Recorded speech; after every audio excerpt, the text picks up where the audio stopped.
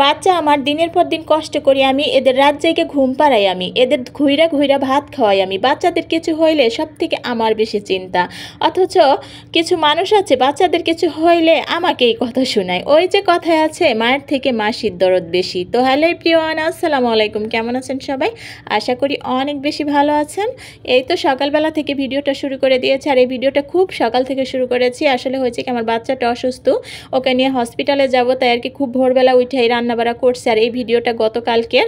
আমার বাচ্চার কিছু হলে রাতে চিন্তায় আমার ঘুম আসে না, অথচ আমার পরিবারের কিছু মানুষ আছে আমার বাচ্চার কিছু হইলে আমাকে এত পরিমাণ কথা শোনায় দিবে যে যেটা আমি শোনার অভ্যস্ত না। কারণ আমি নিজে কষ্ট করে আমার সন্তানকে আমি পালি, অনেক কষ্ট করে। দেখা যায় রাত জাগা থেকে শুরু করে খাওয়ান থেকে পরন থেকে সব কিছু কিন্তু আমার করতে হয়। কেউ আমাকে একটু সাহায্য করে না, যে কথাগুলো আমি শুনতে অভ্যস্ত। তো যাই হোক, অনেক কথা বলে ফেলেছি কষ্টে, আপনারা কিছু মনে করেন না পুরা ভাইয়ারা। তো এই পর্যায়ে কিন্তু আমার মুরগিটা কষানো হয়ে গেছে। মুরগিটা এখন কষা দিয়ে তারপরে আবার কিন্তু পাশের চুলে আমি আমডাল রান্না করেছি। তো যাই হোক, সেটা আর ভিডিও করা হয় নাই। এ পর্যায়ে কিন্তু আমার মাংসটা কষানো হয়ে গেছে, আর মাংসটা মানে রান্না করে তাড়াতাড়ি করে খেয়ে দিয়ে কিন্তু আবার হসপিটালে যাব। তো এই তো মাংসের ভিতর পানি দিয়ে দিলাম পরিমাণ মতো, পানি দিয়ে কিছু সময় এখন রান্না করে নিব।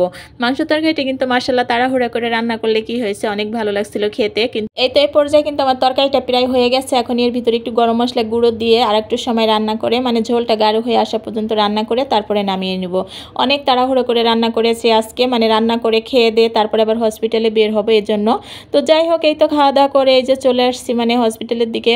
নিচে আসছি, পরে দেখি একটা অটোরিকশা বাসার সামনে। তো ভাবলাম এটাই করে আমরা হসপিটাল পর্যন্ত চলে যাই। তো রাস্তা আজকে এত পরিমাণ ফাঁকা ছিল, ভালোই লাগছে। এই রাস্তাটা মানে বিশেষ করে এরকম ফাঁকা থাকে না, সবসময় জ্যামই থাকে। তো রাস্তাটা ফাঁকা পেয়ে এত ভালো লাগছে আসলে, সকাল সকাল টাইম, তো এই জন্য মনে হয় একটু বেশি ফাঁকা ছিল। তো আজকে পপুলার হসপিটালে আসছি। এই তো আমরা হসপিটালের দিকে চলে আসলাম। আর আমার বাচ্চাটা দেখুন না, পুরা কি মানে শুকনা। ওকে নিয়ে যে এত পরিমাণ চিন্তায় থাকে। আমার বাচ্চার জন্য সবাই একটু দোয়া করে দিবেন প্লিজ।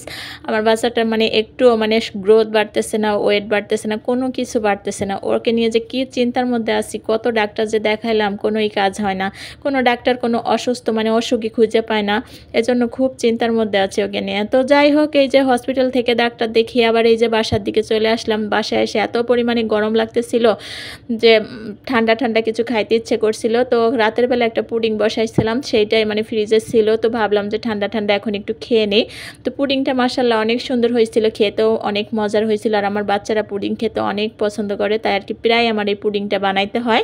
তো যাই হোক, পুডিং খাইয়া গোসল করছি, তারপর নামাজ কালাম পরে তো আবার বিকেলবেলা মেয়ে পেঁয়াজু খাবে, তো পেঁয়াজু বানাইতেছি। আর এটা আগে থেকে ডালটা বাটা ছিল ফ্রিজে, বানাইতে বেশি সময় লাগে নাই। তো যাই হোক, আজকের ভিডিওটা এই পর্যন্ত। সবাই ভালো থাকবেন, আমার পাশে থাকবেন। আল্লাহ হাফেজ।